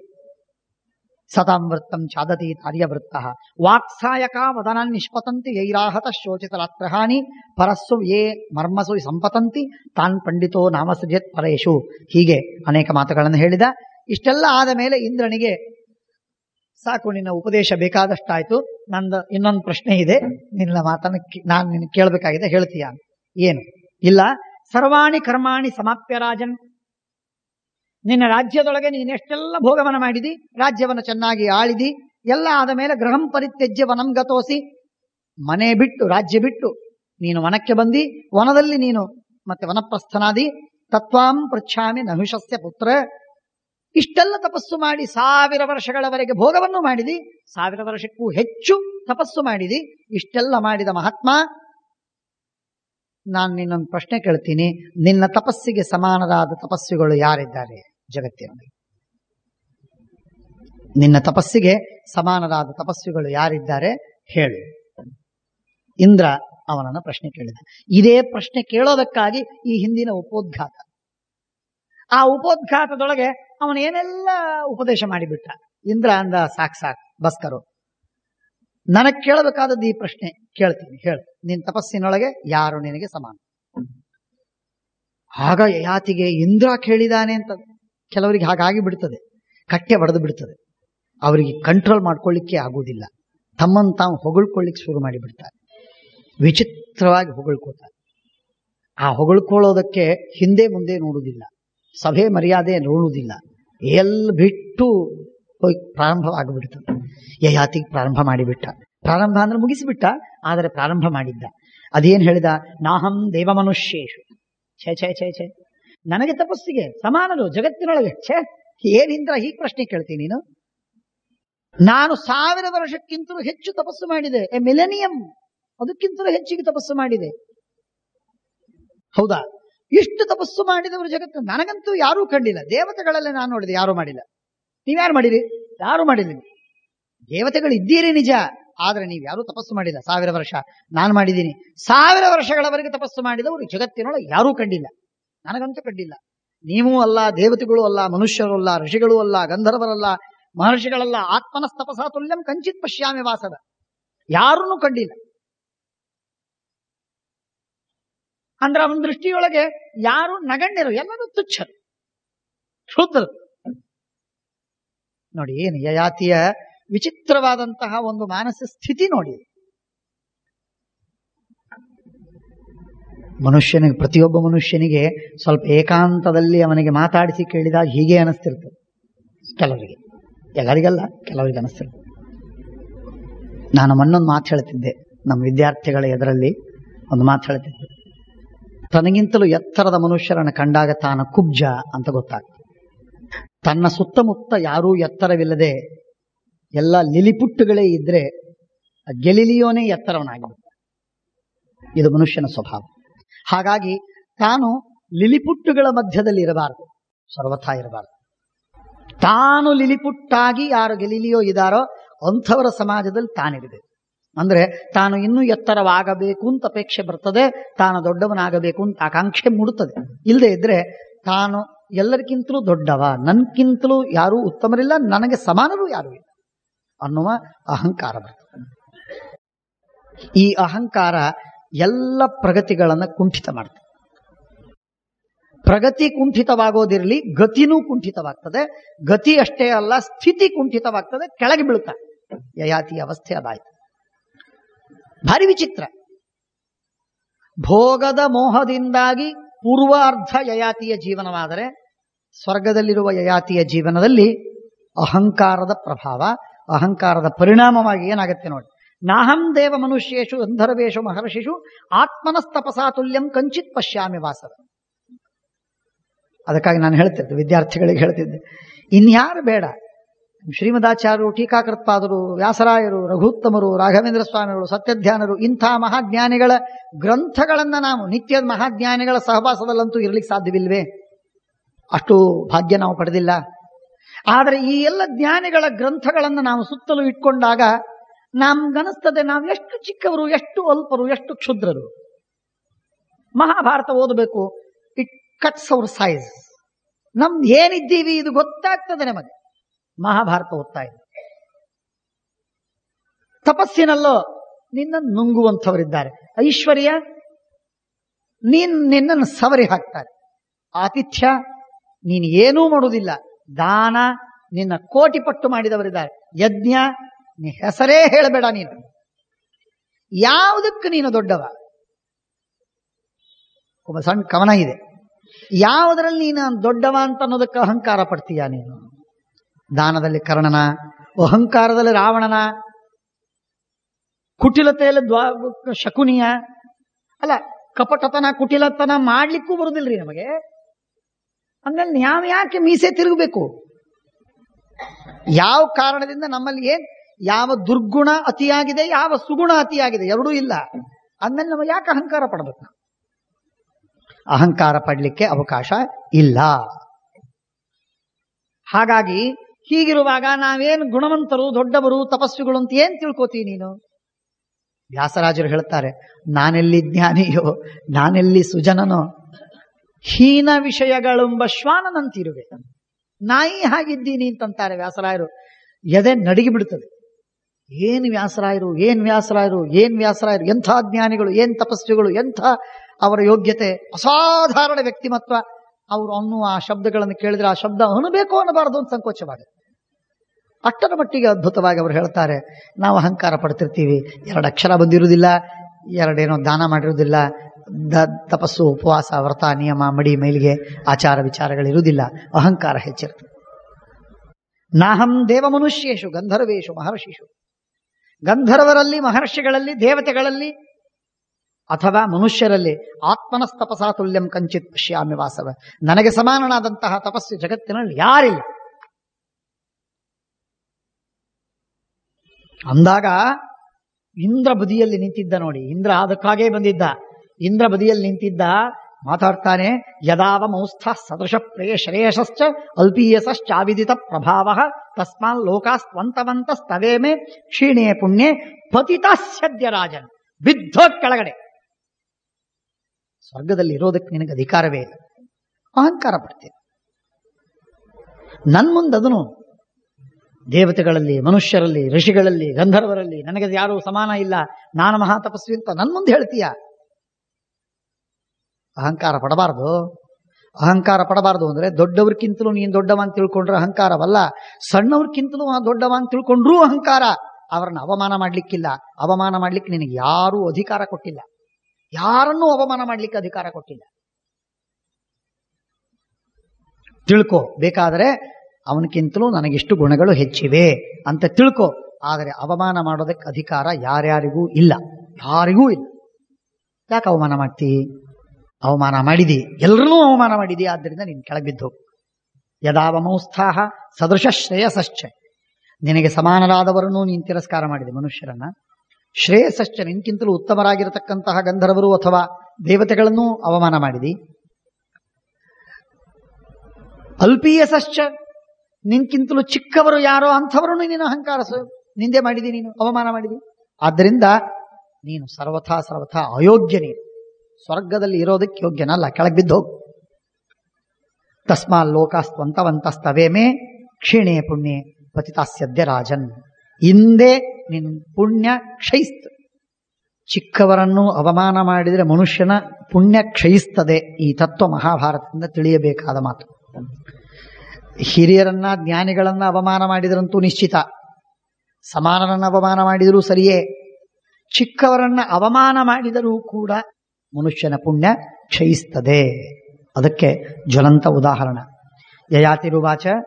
ಇಷ್ಟಾದಾಗ ಯಯಾತಿ ಬೀಳ್ತಾ ಇದ್ದಾನೆ. ಬೀಳ್ತಾ ಇರುವಾಗ ಒಂದು ಪ್ರಾರ್ಥನೆ ಮಾಡ್ತಾನೆ ಇಂದ್ರನಿಗೆ. ಇಂದ್ರ, ದೇವೇಂದ್ರ, ಒಂದೇ ಒಂದು ಪ್ರಾರ್ಥನೆ, ಇನ್ನೇನು ನಂಗೆ ಬೇಡ. ಸ್ವರ್ಗದಿಂದ ನಾನು ಮಾಡಿದೆ ತಪ್ಪಾಯ್ತು, ನನ್ನಿಂದ ಘಟಿಸಿಬಿಟ್ಟು, ನನ್ನ ಅಹಂಕಾರ ಶಬ್ದಗಳಲ್ಲಿ ಬಂದು ಬಿಟ್ಟು, ನನ್ನ ಸೊಕ್ಕು ಗರ್ವವನ್ನು ನಾನು ಶಬ್ದಗಳಲ್ಲಿ ಕಕ್ಕಿಕೊಂಡು ಬಿಟ್ಟೆ. ನಿನ್ನ ಮುಂದೆ ಮಾಡಬಾರದಿತ್ತು, ಆಯಿತು. ಇದನ್ನು ನನಗೆ ಈ ಅಪಚಾರಕ್ಕೆ ನನಗೆ ತಕ್ಕ ಶಿಕ್ಷೆಯಾಗಲಿ, ನಾನು ಬೀಳ್ತೀನಿ. ಸ್ವರ್ಗದಿಂದ ಬೀಳುವಾಗ ಒಂದೇ ಒಂದು ಪ್ರಾರ್ಥನೆ, ದೇವೇಂದ್ರ ನನ್ನ ಏನಿಲ್ಲ, ಸತಾಂ ಮಧ್ಯೆ ಪತಿತುಂ ದೇವರಾಜ. ನಾನು ಬೀಳೋದೇ ಆಗಿದ್ರೂ ಕೂಡ ಸಜ್ಜನರ ಮಧ್ಯದಲ್ಲಿ ನನಗೆ ಬೀಳುವಂತೆ ಮಾಡು ಸಾಕು. ನಾನು ಬಿದ್ದು ದುರ್ಜನರ ಮಧ್ಯದಲ್ಲಿ ಬಿದ್ದು ಬಿಟ್ರೆ ಇನ್ನೂ ಕೆಳಗೆ ಬೀಳ್ತೀನಿ. ನಾನು ಬಿದ್ದು ಸಜ್ಜನರ ಮಧ್ಯದಲ್ಲಿ ಬಿದ್ದರೆ ನಾನು ಎಲ್ಲಿರ್ತೀನೋ ಅಲ್ಲೇ ಇರ್ತೀನಿ, ಇನ್ನೂ ಮೇಲಕ್ಕೆ ಹೋಗ್ತೀನಿ. ಆದ್ದರಿಂದ ಸತಾಂ ಮಧ್ಯೆ ಪತಿತುಂ ದೇವರಾಜ. ಒಂದು ಉಪಕಾರವನ್ನು ಮಾಡಬೇಕು, ಒಂದು ಫೇವರ್. ಸಜ್ಜನರ ಮಧ್ಯದಲ್ಲಿ ನನಗೆ ಬೀಳೋ ಹಾಗೆ ಮಾಡಿ ನಾನು ಉದ್ಧಾರವಾಗ್ತದೆ. ಇಂದ್ರ ಇವನ ಹಿಂದಿನ ತಪಸ್ಸು, ಅವನ ಯೋಗ್ಯತೆ ಅವುಗಳನ್ನು ಕಂಡು ಅವನು ಹೇಳ್ತಾನೆ, ಆಗಲಿ, ಓಂ ತಥಾಸ್ತು. ಸಜ್ಜನರ ಮಧ್ಯದಲ್ಲಿ ಬೀಳು. ಸಜ್ಜನರ ಮಧ್ಯದಲ್ಲಿ ಬಿದ್ದಾಗ ಆ ಸಜ್ಜನರ ಮಧ್ಯದಲ್ಲಿ ಬೀಳ್ತಾ ಇರ್ತಾನೆ. ಅಷ್ಟಕ್ಕೇನೆ ಆ ಸಜ್ಜನರ ಸಹವಾಸದ ಪ್ರಭಾವದಿಂದ ಮತ್ತೆ ಸ್ವರ್ಗಕ್ಕೆ ಹೋಗ್ತಾನೆ ಯಯಾತಿ. ಆದ್ದರಿಂದ ಸಜ್ಜನರ ಪ್ರಭಾವ, ಸಜ್ಜನರ ಸಹವಾಸ, ಅವರ ಸಂಘದಿಂದ ಆಗುವಂತಹ ಲಾಭ, ಅವುಗಳನ್ನ ಇಲ್ಲಿ ಯಯಾತಿ ತನ್ನ ಜೀವನದಲ್ಲಿ ತಿಳಿಸ್ತಾ ಇದ್ದಾನೆ. ಸುರರ್ಷಿ ಗಂಧರ್ವ ನರಾವಮಾನ ಕ್ಷಯಂ ಗತಾಯೇಮೇ ಯದಿ ಶಕ್ರ ಲೋಕಾಹ. ದೇವತೆಗಳು, ಋಷಿಗಳು, ಗಂಧರ್ವರು, ಮನುಷ್ಯರು ಎಲ್ಲರನ್ನೂ ಅವಮಾನ ಮಾಡಿದ್ದಕ್ಕಾಗಿ ನನ್ನ ಲೋಕಗಳೆಲ್ಲ ಹಾಳಾಗಿ ಹೋಗಿದ್ರೆ ಹೋಗಲಿ, ಆದರೆ ಸುರಲೋಕದಿಂದ ಕೆಳಗೆ ಬೀಳ್ತಾ ಇರುವಾಗ ನನಗೊಂದೇ ಒಂದು ಪ್ರಾರ್ಥನೆ, ಸಜ್ಜನರ ಮಧ್ಯದಲ್ಲಿ ನನಗೆ ಬೀಳುವಂತಾಗಲಿ, ಅದರಿಂದ ನನ್ನ ಉದ್ಧಾರವಾಗ್ತದೆ ಅಂತ. ಸತಾಂ ಸಕಾಶೆ ಪತಿತಾಸಿ ರಾಜನ್ ಚ್ಯುತ ಪ್ರತಿಷ್ಠಾಂ ಯತ್ರ ಲಬ್ಧಾಸಿ ಭೂಯಃ ಏತದ್ವಿದಿತ್ವಾ ಚ ಪುನರ್ಯಯಾತೆ ತ್ವಂ ಮಾವಮೌಸ್ಥಾಹ ಸದೃಶ ಶ್ರೇಯಸಶ್ಚ. ಇನ್ಮೇಲಾದ್ರೂ ತಿಳ್ಕೊ, ಸಜ್ಜನರ ಯಾವ ನಿನಗೆ ಸಮಾನರನ್ನಾಗಲಿ, ನಿನಗೆ ಉತ್ತಮರನ್ನಾಗಲಿ, ನಿನಗಿಂತಲೂ ಅಧಮರನ್ನಾಗಲಿ ನೀನು ಎಂದೆಂದಿಗೂ ಯಾರನ್ನೂ ತಿರಸ್ಕಾರ ಮಾಡ್ಲಿಕ್ಕೆ ಹೋಗಬೇಡ, ಅವಮಾನ ಮಾಡ್ಲಿಕ್ಕೆ ಹೋಗಬೇಡ. ಅವಮಾನ ಮಾಡುವುದರಿಂದ ನಿನಗೆ ಒಳಿತಾಗುವುದಿಲ್ಲ, ಇದನ್ನು ತಿಳ್ಕೊ ಅಂತ ಹೇಳಿ ಇಂದ್ರ ಯಯಾತಿಗೆ ಉಪದೇಶವನ್ನು ಮಾಡ್ತಾ ಅವನನ್ನ ಕೆಳಕ್ಕೆ ಕಳಿಸ್ತಾ ಇದ್ದಾನೆ. ಕೆಳಗೆ ಬರ್ತಾ ಇರುವಾಗಲೇನೆ ಪತಮಾನಂ ಯಯಾತಿಂ ಸಂಪ್ರೇಕ್ಷ ರಾಜಋಷಿವರೋಷ್ಟಕಸ್ಥಂ ಉವಾಚ ಸದ್ಧರ್ಮ ವಿಧಾನ ಗುಪ್ತ. ಕೆಳಗೆ ಅಷ್ಟಕ ಅನ್ನುವ ಒಬ್ಬ ದೊಡ್ಡ ರಾಜ, 4 ಜನ ರಾಜರಿರ್ತಾರೆ. ಅವರ ಕಥೆ ಮುಂದಿನ ಸಲ ಬರ್ತದೆ, ಕೇಳೋಣ. ಆ 4 ಜನ ರಾಜರ ಮಧ್ಯದಲ್ಲಿ, ಜ್ಞಾನಿಗಳ ಒಳ್ಳೆ ರಾಜರು, ಸಾತ್ವಿಕ ರಾಜರಾಜ ಮಧ್ಯದಲ್ಲಿ ಆ ಯಯಾತಿ ಬೀಳ್ತಾ ಇರ್ತಾನೆ. ಬೀಳುವಾಗ ಅವನಿಗೆ ಪುಣ್ಯವನ್ನು ಕೊಟ್ಟು ಮತ್ತೆ ಅವನು ಯಯಾತಿ ಸ್ವರ್ಗಕ್ಕೆ ಹೋಗುವಂತೆ ಮಾಡ್ತಾರೆ ಎಂಬುವಂತಹ ಕಥಾಭಾಗ. ಶ್ರೀಕೃಷ್ಣಾರ್ಪಣಮಸ್ತು. ಅಕ್ಷಯಂ ಕರ್ಮ ಯಸ್ಮಿನ್ ಪರೈಸ್ವರ್ಪಿತಂ ಪ್ರಕ್ಷಯಂ ಯಾಂತ್ಯ ದುಃಖಾನಿ ಯನ್ನಾಮತಃ ಅಕ್ಷರೋ ಯೋಜರಃ ಸಲವದೈವಾಮೃತಃ ಕುಕ್ಷಿಗಮ್ಯಸ್ಯ ವಿಶ್ವಂ ಸದಾ ಜಾದಿಕಂ ಪ್ರೀಣಯಾಮೋ ವಾಸುದೇವಂ ದೇವತಾಮಂಡಲಾಖಂಡಮಂಡನಂ ಅನೇನ ಭಾವಿ ಯತ್ ಪುಣ್ಯಂ ಅವಾಪ್ನೋತು ಗುರುರ್ಮಮ.